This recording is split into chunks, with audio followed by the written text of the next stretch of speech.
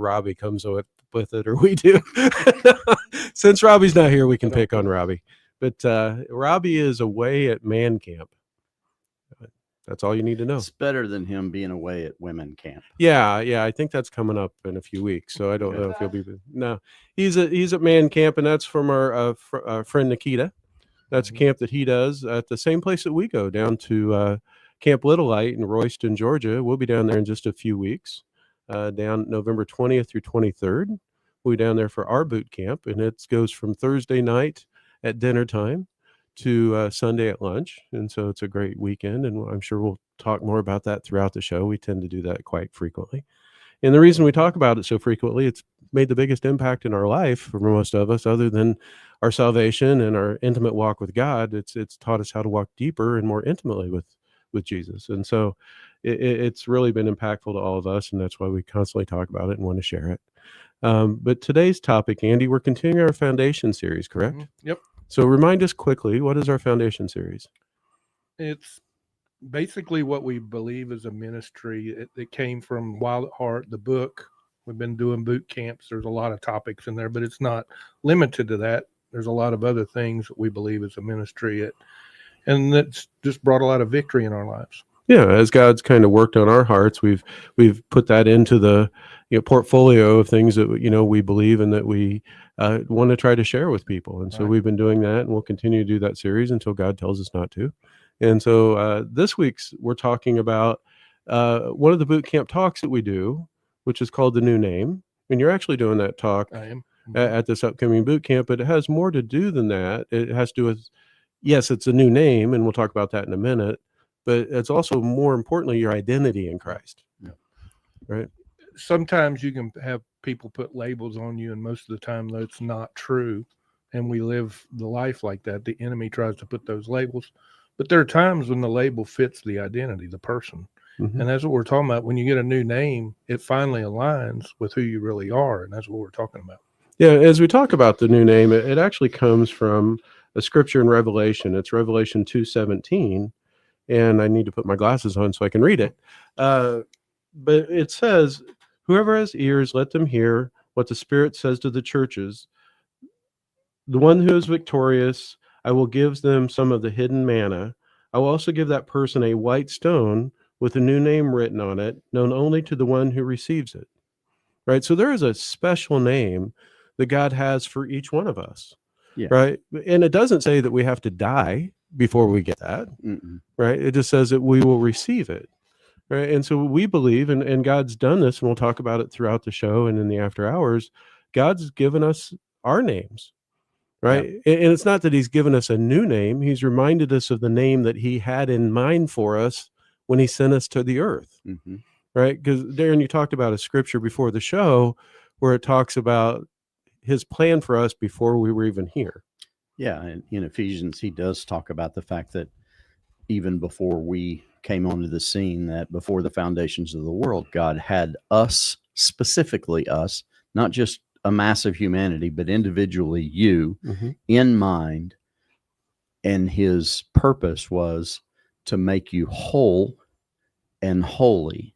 So he knew you'd be broken. Mm-hmm. Otherwise, you wouldn't need to be made whole. Mm-hmm.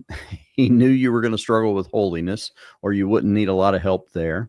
And so, but he still focused on that before the foundations of the world. And that's a very individual, a very personal thing. And the other factor that comes along with the new name is that all throughout Scripture, people get new names. Mm-hmm. I mean, Abraham gets a new name, and Mm-hmm. Abram becomes, Abraham, and you've got Jacob who becomes Israel. You've got Jesus who has, 742 different names, all of which speak towards his character, Right. of who he is. Some of them speak to kind of what he did or the work that his sacrifice accomplished, but most of them focus on his character. God, the Father, didn't really have a name, but what he was called was all the different things that were his character. Right. And so this new name concept it's not new. It's not, and it's not an Old Testament only. No. But Jesus continues it, right? Mhm. Peter is Yeah. called the Rock, right? You know, before the Rock was called Right. the Rock. I mean, the Saul becomes Paul. So yeah, exactly. So it's a concept in which is very, very important. God knew that. Right. He must have known, obviously he did, that we would buy into a false identity at Right. some point in our life, and we would need to be rescued from that false identity and given, who our true identity is. Right. And sometimes those false identities are given to us from other people. Mm-hmm. Sometimes they're given to us by ourselves. Mm-hmm. You know, Sam, you're just an idiot, right? Mhm. Okay. Most of the time, the enemy's behind all of that. Or except personally for me, a lot of times it's reunited. Yeah, we need to be reunited with who Forget. God made Mhm. us to be. And that brings us to our first clip. Andy, you have it. It's from the show The Office. Do you want to tell us a little bit about it? Yeah. So when I saw this clip the first time, I think I was watching this show, and I don't watch Office all often, but being Andy, my name, it kind of perked up whenever Andy, the character, begins to call himself Drew, and it's because he wants a new identity. He wants to rename himself because he wants it to align better with his better actions. Sometimes I've wanted a new name because I haven't always shown the best of who I am. It's just trying to escape, kind of almost like to go into a pose because all this junk comes out. And I was having problems at work, and I couldn't identify this. I didn't do what he does on this clip, but he's just struggling with this anger issue that he has, and he's letting to go hide behind a new name. Well, he didn't change or anything. And sometimes that's what we do is we want a new identity, and we'll go try to make it a way instead of allowing God to speak into our lives and tell us who we are. So let's hear Andy becoming Drew. That's right. Oh, Drew. Sorry. Apology not accepted because it wasn't even necessary in the first place. Several weeks ago, Andy Bernard had an incident. But after 5 weeks in anger management, I'm back and I've got a new attitude and a new name and a bunch of new techniques for dealing with the grumpies. Morning, Jim. Hey, Andy, how are you, man? Good. Drew. What's that? Drew, you can call me Drew. No, I'm not going to call you that. Cool. I can't control what you do. I can only control what I do. Andy. Drew. I mean, it's just too bad you can't just get a new name. Yeah. Yeah. What I loved about that, though, is you can almost see in Jim's character God stepping in saying, I'm not going to let you off easy. Right. No, you're Andy, and you got to Yeah. learn to live as Andy. Yeah. Out of your identity for sure. Yeah. I mean, they had a name for me. I was Angry Andy. Angry Birds was popular at the time, and it was like they called me Angry Birds or whatever. And I was just going through a lot. I see a meme in the future. Oh, yeah, exactly. Yeah. I hate this vulnerability stuff. Why do I do this to myself? Well, But hopefully I won't start punching any walls or anything. But I mean, it's so true. When I saw that, I mean, it's not like exact, but it was almost like, what is it? Art imitates life. Yeah. I mean, that's what happened. They say life imitates art, but it was like art imitates life. I mean, that was like, did they come and Video you? Yeah. video me? Yeah.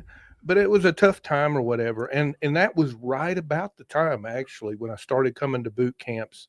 Probably a year or two after that, I got my new name. Mhm. But anyway, the enemy will try to impose things on you by the actions that you take, and that's what he was doing. He was trying to escape it and do something more positive, but ultimately he wasn't happy with who he was, and he wanted to get out from under that. Yeah. And the humor in that clip was great. And I Oh, loved yeah. it. But it illustrated a point that it's not up to us to change our name. No, It's up to God to walk with Absolutely. us, right? And in it, and us to trust in Him, be vulnerable to Him, and let Him work in us. Yep.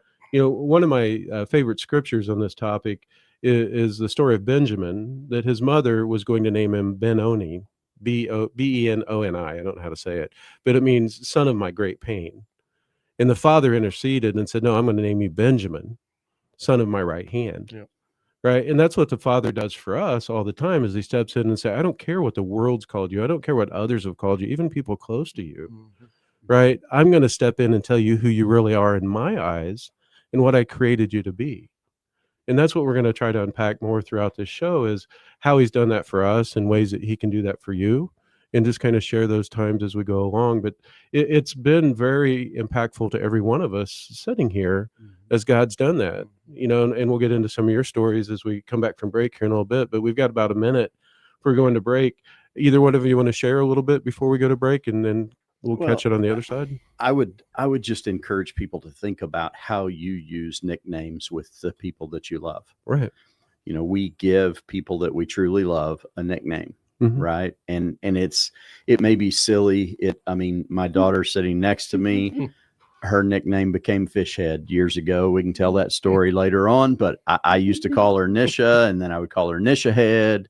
And then one day it just came out Fishhead. Well, that has become her nickname, Mhm. and it's an affectionate one that she actually appreciates. She came home one day with a bracelet that said Fishhead on it. So we do that to people that we love, Right. and God does that to people that he loves. Yeah, absolutely. My daughter is Sydney, and she's been known as Squid, for most of her life. She didn't first appreciate it. I think We she have a does now. seafood thing. Isn't here, that I believe. odd? Yeah. Yeah. Yeah. There's some strange things going on in the universe. That's fishy. Yeah, that's very fishy. I had to do that on behalf of Robbie since Yes. he's not here. Yeah. Well, you didn't have to, but we appreciate you doing it. Yes, I did. Robbie may disagree. We do have a boot camp coming up November 20th through 23rd. If you're in financial situation where you can't afford to come, don't let that stop you. If God's laying it on your heart, we will help you get there in one way or another. Go to masculinejourney.org to register right now, and we'll talk to you after the break. Here are the contest rules for the Truth Network. Prizes won are not transferable, redeemable for cash, or exchangeable for any other prize. All prizes must be redeemed from the station within 30 days of winning. Only one prize per household from any station of Truth Broadcasting within any 30-day period. The rest of our contest rules are listed under the About Us link at our website, truthnetwork.com. Thanks for playing and listening to the Truth Network. Anyone can choose to make a difference. You can help people succeed, rebuild after disasters, protect the environment, or feed the hungry. Not only will you make a difference for others, but for yourself. You can earn money for college, learn career skills, and make friendships that last a lifetime.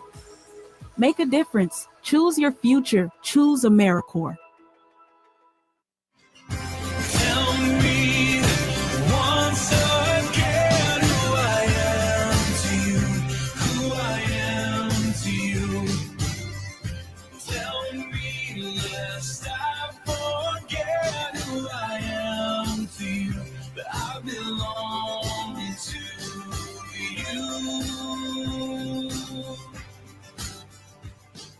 Welcome back to Masculine Journey. That is our friend. We don't know him personally, but he's our friend. We've heard this clip so many times. He feels like a great friend, Jason Gray. And that's the song Who I Am, right? And Andy, you want to talk a little bit about it? We use this at boot camps a lot. You don't want to? No, well, I was like, is he stumped? He didn't know who that was when you kind of paused, and I was going to help you out there. It was a dramatic pause. You got it was a pregnant No. pause. Well, yeah, it's when you get to be a certain age, that kind of just happens naturally that you kind of. Yeah, we've had problems with memory tonight. Oh, already. we talked about it. I'm sure my phone's going to pop up the reminder anytime now of something I was supposed to tell you during the show.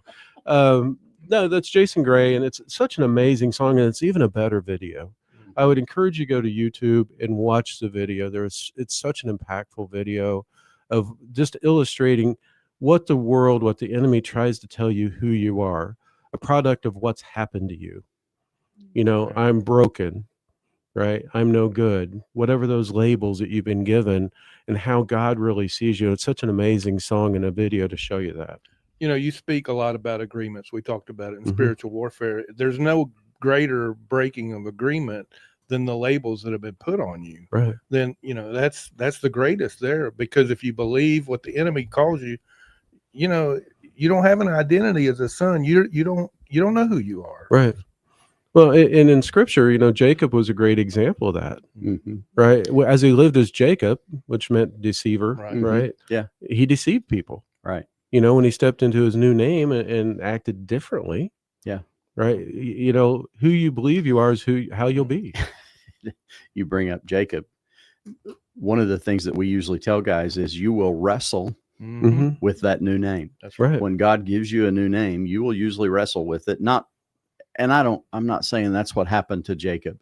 However, Jacob did wrestle with God And prevailed. and came out with a new name. Right. And so you got to stick with it. Sometimes the first, few times I went after this, I heard white noise, static, and then my mind started filling in all those names, and none of them were good. Right. Well, you don't hear because you're so sinful. You don't hear because Right. you're da da da da. You don't hear because you're blah blah blah.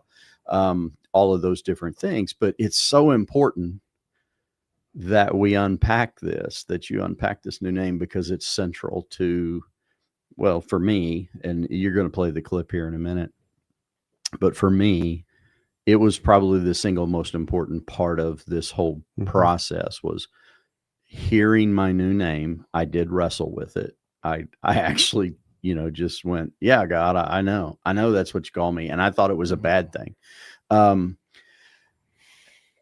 But after I began to understand that, then that was what allowed me to start walking in more freedom. And then that allowed the rest of my family to start walking in more freedom. This is probably the single most impactful thing that happened for me. Because as I began to walk in that allowed, my daughter who's sitting next to me to begin to experience that person rather than the poser that I was before. Mhm. Absolutely. And I'm looking forward to getting more of that story here in just a little bit. The clip that's going to play next, I went to this movie reluctantly. My son wanted to go see it. It was a holiday movie. It was called Rise of the Guardians, and it had the Easter Bunny. It had all the characters. I don't think it had the Tooth Fairy. It might have. It had most of those, right? It had Santa, Jack Frost. Those are the main characters. Jack Frost was the main character. It had the Easter Bunny. It had other people, and they were guardians. And the Sandman. And the Sandman. Well, they did have the Sandman, and he was important. But they did have all those. But this clip, this part of the show came up, and it just hit me as it came up. And what we have in the scene is Jack Frost is struggling. He's been told he's a guardian. He doesn't want to believe it. He doesn't even know what a guardian does, but he knows that Santa is a guardian, and he goes to meet with Santa, and Santa's a very big person compared to Jack Frost, and kind of scary. He looks kind of mean and intimidating. And so as you open the scene, you kind of get that feel from it. But as he starts to talk to him, he's talking to him about finding who he is, finding his identity, that it's important to do that. He uses different words for it. But as he's doing it, he's using a Russian doll. Denisha, thank you for telling me what that's called. But it's one of those, if you don't know what it is, like I didn't know what it was, I just knew what it did. It's one of those dolls that you take off one thing and it has another one underneath it, a smaller one, and it has a bunch of different faces. And Santa equates that to parts of his personality, parts of his identity. And so that's what you're going to hear. But I want you to listen to the clip and we'll come back and talk about it. Now we get down to tax of breasts. Tax. Who are you, Jack Frost? What is your center? My center? If Man and Moon chose you to be a guardian, you must have something very special inside.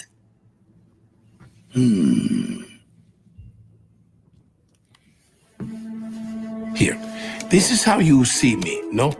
Very big, intimidating. But if you get to know me a little, well, go on. You are downright jolly? But not just jolly. I am also mysterious and fearless and caring. And at my center, there's a tiny wooden baby. Look closer. What do you see? You have big eyes. Yes, big eyes, very big, because they are full of wonder. That is my center. It is what I was born with, eyes that have always seen the wonder in everything. Eyes that see lights in the trees and magic in the air.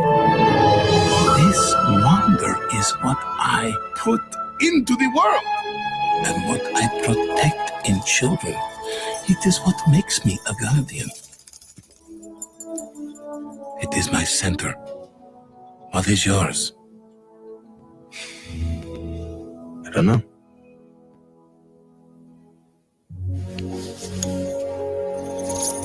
So what you hear there is a man who knows his identity, right? And that's what we're talking about. We're talking about God had something in mind when he made you. You weren't an accident. If you're an accident by man's eyes, which I was not an expected baby. You know, I could be called an accident. I was not an accident to God, right? And he had a reason for making me and something he meant for me to bring to the world, just like it did Andy and Grant and Darren and Denisha and Harold, Art, the director over here. Yes, every one of us has something unique that God said, only you can represent my glory to the world in your way. Right. And so that's what I loved about that clip. And here I am watching this movie I didn't want to go to, and I'm halfway bawling, after this clip, because it just hit me so hard that, okay, God, and I'll share my story in the after hours. I have not really accepted the names that you've given me. I've kind of pushed them off. Right. And so it made me dig a little deeper. It took another 10 years for me to really understand it, which we'll talk about in the after hours. But before we do that, I want to go back to you, Darren. You were sharing a little bit about how this was impactful to you. Can you tell us a little bit more about why? Well, I've always been kind of a risk taker, which is not good if you're my child, but I've always been a risk taker, and therefore Denisha's moved to a lot of different places in the world. I've moved around. But I've taken a lot of risks, not just in moving to different places, but I've taken risks in relationships. I've taken risks physically in different times, and I thrived on that. I never understood why. I just thought, well, that's just, I like that. I like taking risks. But at a certain point in my life, that became more harmful than helpful to others. And so I had begun to believe basically that I was bad for others, that I wasn't good for the world. And I was at a boot camp, quite frankly, went by myself, by the way. And it allowed me the time to not have to worry about what the guy next to me was thinking after that session or whatever. And I could just go out in the woods by myself anytime I wanted. But during a particular talk, God started talking, and I had struggled for a couple of years listening and hearing God's voice in the way that I had previously in life. And so he began talking, I began writing, and before the night was over, God basically said, Darren, you're dangerous.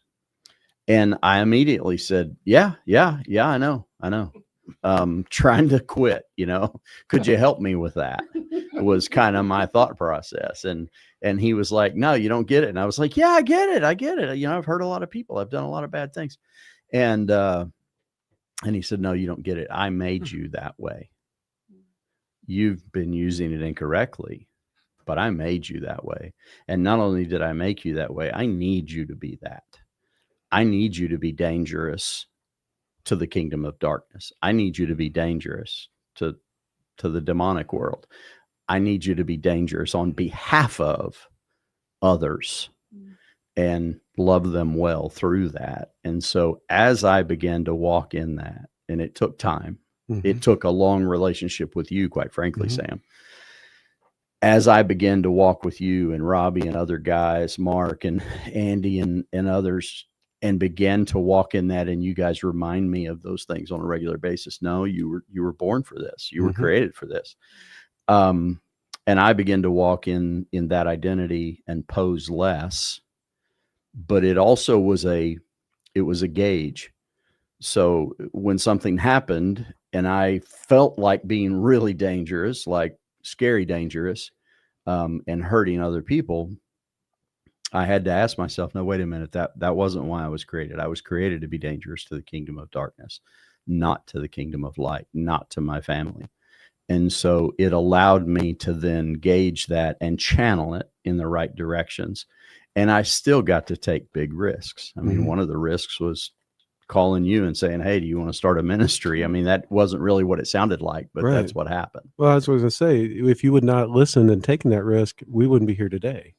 The show wouldn't be here. Right. You wouldn't be here. And none of this would have taken place. The boot camps wouldn't have happened.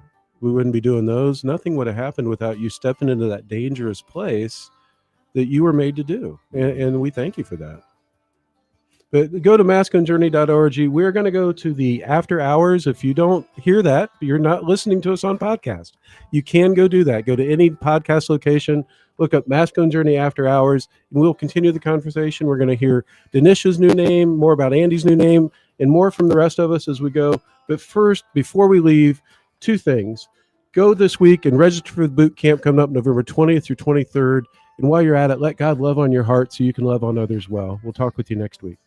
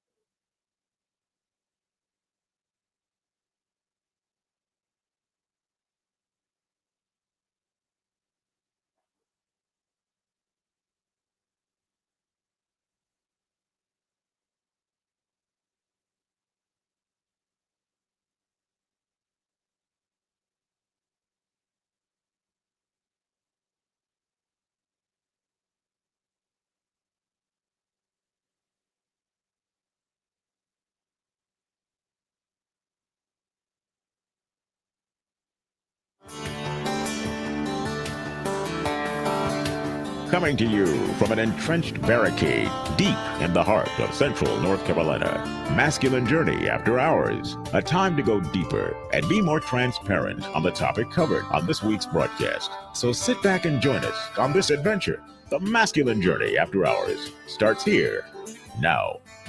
Welcome to Masculine Journey After Hours. We are continuing our topic of the new name / identity, and sharing some stories and sharing some clips like we always do, but basically how God's came after us to correct how the enemy has attacked us in our whole life. Andy, you want to talk a little bit about that? Can you share with that before we get to our first clip? Yeah, I mean, in search for your new name, and again, you're asking God to tell you what it is. What gets in the way, I think, a lot of times is it's hard for us to believe who he says we are because we've been labeled so much with all the counter stuff of that. So if you're looking for your glory or your, that's a term for basically your identity or what your new name is or what it's related to, it's the opposite of that a lot of times. So you're called something, the inferior of that, positive characteristic or trait that you may carry that identifies you uniquely, and the enemy tries to pound that. And as long as he can get you to believe the negative part of who you are, that's what you're going to gravitate to. That's why it's so hard for us to come into the new name. Our default is the name, the fallen name, the name that the enemy wants to keep us bound up by. Yeah, it is key. He attacks us with it so frequently, we believe that's our identity. Yeah. Darren, in your story before this show and the previous show, he had attacked you with all the dangerous things you'd done that didn't work out well. Mm-hmm. That wasn't a positive attribute. Yeah, I mean, he had convinced me that being dangerous was the worst possible thing. Right. So when God said, "You're dangerous," I bought in really quickly. Yep. Yeah, I know, God, but I'm trying to quit, Mm-hmm. I mean, like smoking. Yeah. I mean, it was pretty much like that for me. And do you got a patch for that? Yeah. But anyway, God slowly began to work with me on that and convince me that no, I created you that way. And not only did I create you that way, but I need you to be that way. You're going to bear my glory in a way through that identity that no one else is. Right. And if you don't do it, it's not going to get done. And so when I started living in that, Denisha's sitting here beside me. Denisha and I, we had one of the best daddy-daughter relationships in the history of the world for many, many years of her young life. But then things began to go awry.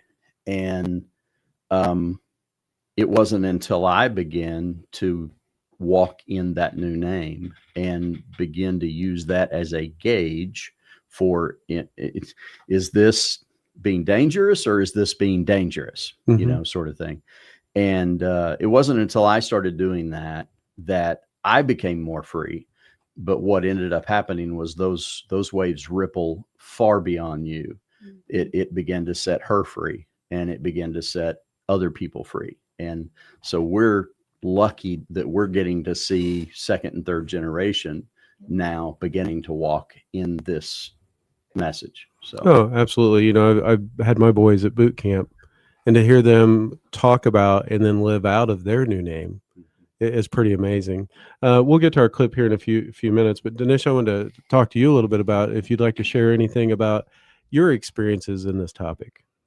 Well, obviously, Dad getting his new name and set the precedent for not only for him changing and him gauging, but it set the precedent and an example for us. It also allowed us to see, okay, what does that even mean? So obviously, like he said, we're now into second and third generations of it, and my brother and I both got to experience it. I was given mine in 2013, but I didn't understand it. I did to an extent because it boiled back down to the original 5-year-old little girl that wanted to fight for everybody. And when she couldn't rescue them, she cried her eyes out and things like that. But I was hurt by that over and over and over again. And so it was a way for Satan to use that against me or tell me, that you're just going to get hurt. You're just going to get hurt. It's not until the last probably 5 years that I've really understood fully what, and probably not even fully at this point, but understood what God was trying to tell me in that. So it's men searching or going after this. It's not just for you. It's definitely for the other people in your lives, and it sets the example. It changes the narrative completely. And all of anybody you touch, it's going to change the narrative of their lives, because you are being able to be used by God in the way that he intended fully. Absolutely. So. Yeah. Thank you. If Robbie was here, he would talk about, and he's probably one of the best ones I know at this, is calling out other people's glory. Right. And when we're talking about glory, it's not your glory, it's your reflection of God's glory. Right. We are called image bearers, and an image bearer is a reflection. Right. But you reflect God in a way that only you do. And we've talked about that many times, but it's something that you have to learn to grasp, because it's a big honor and it's a big responsibility both. Right. But you have the opportunity, when you see it in your family, when you see it in your friends, to call out those glorious things that say, wow, you really do this well. Yeah. And I think that's the other part of this, is it's allowed even me as a parent understanding that those messages have way more power than we realize, especially as young parents, to call out my children's glory and say, no, Lily, this is not who you are. No, Jackson, this is not who you are. This is who you are. From the very beginning, this is who God made you. So it's just a really neat thing to speak into the people that are in your lives in that way too. Absolutely, it is. Are you comfortable sharing your name? My name? Yeah, that God gave you? Yeah, it's Tender Warrior. Okay. So how has God helped you see that differently, if you don't mind me asking? I've always had a drive, like I said, to help, or I had a savior complex is what, is what I guess the world calls it. And I used it negatively, and Satan was able to really play on that with me over the last 5 years of really digging into that. It's more about going after the hearts, of using my story, using the stuff that's happened to me, but also the redemption in my story that God has provided to fight for the hearts of younger females, or and help them work through a lot of what happens to them in today's time. So he's still allowing me to fight, and yeah, I still have the very tender, soft heart, and it's hard for me to understand a lot of things sometimes, and I have to go to God and just, God, this really hurts. Why? And he has to remind me, it's because I gave you that heart. And I've asked him, why did you give me this heart? Yeah. Why? Because you could bear it. Yeah, but at times you ask yourself, what can I? But you can. Yeah. And so it's been a really cool thing for God and I to explore that. Yeah. And you made the point very perfectly there, that out of good intention, we step into arenas thinking we need to go do something. And you're absolutely correct. You were made to go do something, but we did it absence of God. Right. Right. And that's where it typically failed. Yeah. Right. That we charted off in uncharted territory without our guide, and then we wonder why we end up at a place we didn't think we'd end up. Or you may even think that you're doing it with God, but you're not going to God. Right. You're not asking the questions that need to be asked. You're not submitting. You're not allowing him to guide. You're being the guide. You're controlling. And so you can think you're doing it in God's name or whatever, but until you submit and let him have the control of that, it's usually not going to have a great outcome. Letting him think for us. Absolutely. Right. And to follow his lead. the two best things I ever did as a father for my kids is, number one, let God work on my heart, as Darren articulated well. And the second thing was to realize I had to constantly pray, God, I don't know how to be a father of fill in the blank. A child that's in this situation, a child that's feeling this way. I need you to father me, because I have no answers. I'm lost well after their teenage years. It lost me there, right? And to lean into Him and say, God, I need you to father me in this, because I don't know how to be their father. Yeah, I mean, pretty much everybody in this room is in the latter half of the 100 years, and yet every morning without fail, I am usually praying, God, father me through X, right? Whatever it is. It's father me through being a good grandfather, father me through being a friend, father me through being a good husband, but being a thousand different things. But it's constantly saying, God, I don't know how to do this, and asking in a very personal way for Him to use His Father's heart to nurture my father's heart. Absolutely. Andy, I know we have some clips, but if we don't get to clips, we don't get to clips. But do you feel like sharing anything about your new name? Because everybody, it's a different experience, right? Sometimes we have a hard time believing it because it's been attacked, as you illustrated well when you talked about it. Sometimes we're afraid of what it's going to require of us, right? There's lots of ways that the enemy attacks us in it. If you'd share a little bit about yours, I'd love to hear it. So whenever I first started coming to boot camps, that was a new concept. I'd read it in a book, but to hear people talk about it, testify, bringing up the whole idea of your glory being attacked, I was totally open to it. But like a lot of guys, you're used to believing the negative side, or you don't want to presume, you don't want to impose it on God. You don't want to name yourself. Right. That would be stupid. Yeah. I don't want to do I'm that. Thor. That's right. No, you're not. Exactly. It's just another opportunity to pose, right? Yeah. I'm Gomer. Yeah, right. So anyway, the first thing I heard was Mighty Warrior. So I kind of received that. Didn't seem like it just resonated. Didn't seem that personal. And I don't think it necessarily is, but quite frankly, everything that we teach or what we know in these boot camps is we all are mighty warriors. Right. And I needed the context that this is something worth fighting for. And then I needed to do that. So there was that. And then I just kept praying. And I think it was 2 or 3 boot camps later, probably my 3rd or 4th. I was like, God, what is it? And I was just like, He said, go look up your given name. So before I get into that, I'm going to be real vulnerable and give you guys a lot of opportunities to blackmail me and all kinds of stuff. But my mom didn't expect a boy, and my name was supposed to be Tina Marie. Mm-hmm. So, there you go, guys. Mine was supposed to be Sesabama. just throwing that out there for you, Andy. I hear you. Oh man, I can hardly believe it. Right, exactly. Thank you very much. But I don't know. So I was born and they had to come up with something, and you'd think, oh, well, that was kind of an afterthought, right? And I know this story.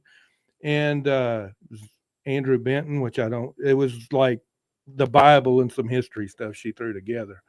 And, I went through life with that. And then my dad, it's a big part of my story. It's related to my womb. My dad disappears in my life in my junior high time. So I didn't really I had a stepdad who didn't really do my heart well. And I didn't get a lot that, we talk on here about masculinity is bestowed upon one another. And I didn't have a lot of bestowing going on. And I felt weak as a man. I didn't feel like I had control of my emotions. I had, as everybody hears me talk about, an orphan spirit. You can have parents, that love you, but you can live like an orphan. And I did for a long time. And so anyway, getting back to my new name, there's that. The glory being attacked was I had no strength. And I didn't even realize it. It's one of those things that sit under the surface. But I knew when I tried to rise up, I was a mess.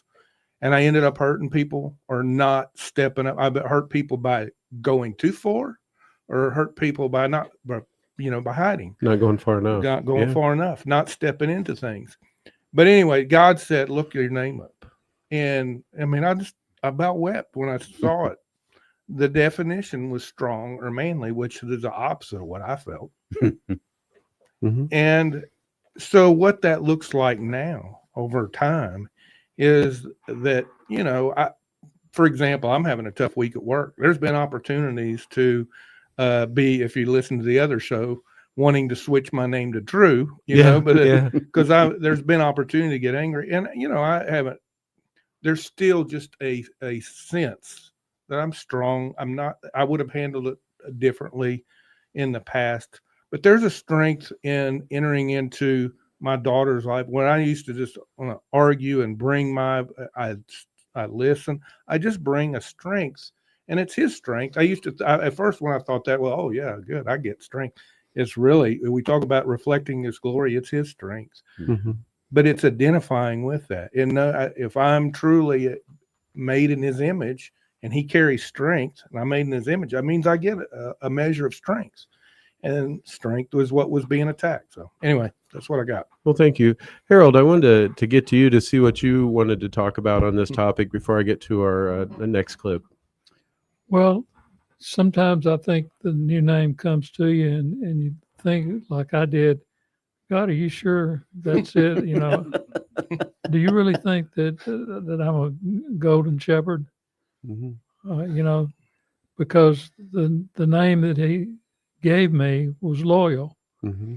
The more I thought about it, the more I thought, yeah, that fits. I've been married over 61 years. Loyalty is something that's extremely important to me and has been most of my life. I want to clarify, to the same person for 61 years. Some people could say that, and it's 3 people. You've been the same person, which is and he's been incredible. Loyal to the Auburn Tigers for a lot longer than 61 years. Yeah. We want to switch names. Mine means gentleman. Gentleman, okay. But anyway, if you really sincerely ask God what he thinks of you, he'll tell you. Mm-hmm. That's right. Just be prepared for it to be something that you think is not acceptable, or it may be completely acceptable, but it's his. Yeah. With that thought being said, what keeps you from asking? What keeps most men from asking God, what's my new name? Fear of some kind, right? They're afraid of what God may say, that it's going to be what you see in yourself. Right. They're afraid God's going to Yeah. say what everybody else has said. Right. You're a loser. You're a quitter. You're whatever. You're dangerous. You're hurtful. Any of those things. You're afraid God's going to confirm it. Right. And so that causes men to go, yeah, no, I'm good. I'm good. Yeah. I'd rather not ask, and I'd rather not know than be confirmed. One of the real beauties of my name is the fact that I'm not short. I'm not old. Amen. I'm loyal. Absolutely. And that does fit you to a T. Yes. It does. That's one thing that can never be taken from you, Harold, is you are a very loyal person. I'm going to play a clip that we play at boot camp when we're talking about this topic. And this is a name. When they're talking about, getting your new name, this is the essential clip that we play. And it's from Gladiator. Mm-hmm. And if you've ever seen the movie, you've ever seen really just about anything, you probably have heard this before. Mm-hmm. We're going to play it and then come back and talk about it. But it's as he's in the arena with Commodus, and Commodus is wanting to know what his name is. And so we pick it up from there. Gladiator, the Emperor has asked for you. I'm at the Emperor's service.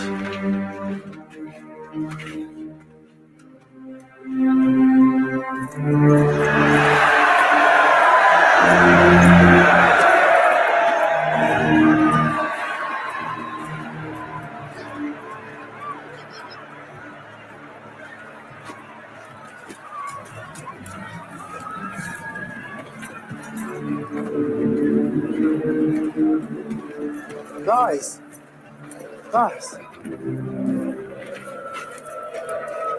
Your fame is well deserved, Spaniard. I don't think there's ever been a gladiator to match you. As for this young man, he insists you are Hector reborn. Not Hercules. Why doesn't the hero reveal himself and tell us all your real name?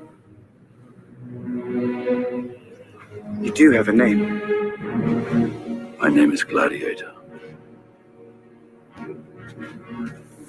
How dare you show your back to me? Slave! Will you remove your helmet and tell me your name?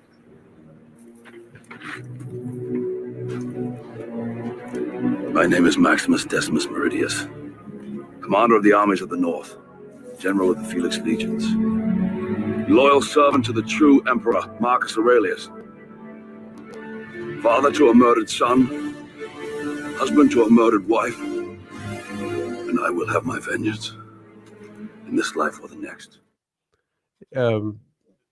You go out, you hear this clip, right? And you hear it and you're like, oh yeah, I'm ready to go. I'm ready to go out and get my name, right? I'm going to get Maximus. I'm going to get William Wallace. I'm going to get something really cool. And so I've gotten many names over the years. The longer you stay with God, God gives you more names. Just like Jesus has many names, God has many names. You have many names. As Santa Claus had in our clip last show, there's many aspects of your personality, many aspects of your identity in Christ, right? And so when I went out for my first boot camp, I'm ready for this name, man. I'm ready. He's going to give me a great name. I know it. And I go out there and he goes, teacher. Like, okay, you got another one? And so I'm sitting there and he says, and he gave me another one. He's like, facilitator. I'm like, great, God, you're giving me vocations. I appreciate that. I mean, I don't, thank you, I guess. I don't really know, and I complained about those, even though God gave me some other names. And that was in 2002. And it took until 2025. No, we're in 24. In the fall of 24, where God finally harvested that. I was complaining about it once again on stage as I'm doing the new name talk at the time. And I'm going to share more of what God's done. And in the middle of complaining about saying the word teacher, saying, he tells me teacher and then he tells me facilitator. God obviously has a thesaurus, because I'm thinking they're the same thing. And as I'm complaining about that on the stage, I hear Jesus whisper in my ear, well, they called me teacher. And I was floored. I realized that was an incredible honor. Yeah. That he had given me. And it took me so many years. He was trying to tell me in 2002, and it took me to 2024 to really understand it more fully. And in 2002, you had no concept of having done, I don't know, close to 900 radio shows and podcasts either. No. And talked at, 25, 30 boot camps. Right. Yeah, So- that's when I thought I could never even get up and do an announcement because of my wounding. Right. God gave me a name of something that felt so abstract that it felt so impersonal. But at the end of the day, it was incredibly personal. And then Robbie helped me understand that a lot of what God's had me do on the radio show when I'm hosting is to play facilitator, that they are different things. Yeah. And I've embraced those in a special way, just as I have other names. Andy, like you, they can make fun of me as well. My dad was not expecting a boy. So I don't know what my girl name was. It's not as great as Tina Marie, but I'm sure there was a name, or Sasquatchovich or whatever your name was. I don't remember what that was. Sapsawana. I don't remember what yours was. Yeah, I didn't even have anything to come back with. It's like, That is awesome. You were from I want that name. Yeah, I got nothing. You guys have got something. Sasquatchia. Yeah. My great grandmother's name was Cecily Bama. Okay. Because she was on the route. She was born in Alabama on her way to the Oklahoma land rush. Okay. Of 1889. And so that was how she got her name, and I was going to be named after her. Oh, now I feel almost bad. Yeah, yeah. I tried hard. It was Sam. close. I tried really hard. God will have to work on my they guilt. had a plan for you. Yeah.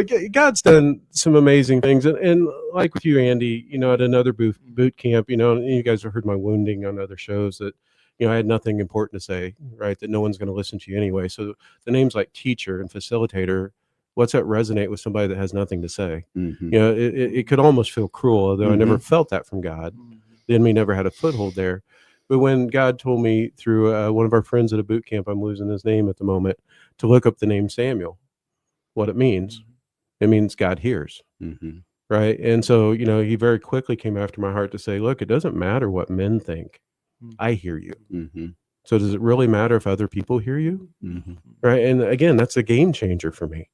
Yeah. And there's other names that God's given me along the way. And so I'd encourage you to spend time investing in him to say, God, help me see this. Use Andy's advice. Look at where you've been wounded, where the enemies beat you down. Robbie likes to call it whack-a-mole. Every time it pops up, God's glory, he whacks it back down. Right? Look at those clues and find a way to say, God, how are you been trying to tell me why you created me? We all want to know our purpose in life. Our purpose is to reflect God. You just got to figure out how you do that uniquely. Yeah, I've heard Sam Eldridge, John's son, who wrote Wild at Heart, speak about this whole idea. The Bible is chock full of talking about us being the sons of God and the identity that we have in him. And all those things are true, but they're not personal. And that's what I was talking to the guys earlier. What the new name meant to me, it was very personal. And the Bible is very targeted, but it is written for the masses. But God wants us to receive it as an individual. And so, but what he was saying was that all those things became much more true when he got his personal new name. All those things, you can step into those even more. Not everybody receives a new name, but I don't think it's because of, if you're asking, he's going to give it to you. I think it's just, it says if we don't ask, we don't get. Yeah, we don't still have the receive. blinders on. We don't have ears to hear, right? God is throwing it out there. My new name, I'm not a tattoo person. My name was so important to me that I got in Hebrew, God hears. I got Samuel put in Hebrew on my shoulder. And it was just for me that when I'm having a bad day and I get out of the shower, which is an unpleasant thought I'll just begin with, I get out of the shower and I look at my shoulder. I can see God hears me. Go to masculinejourney.org to register for boot camp. We will talk with you next week. Let God love on you this week.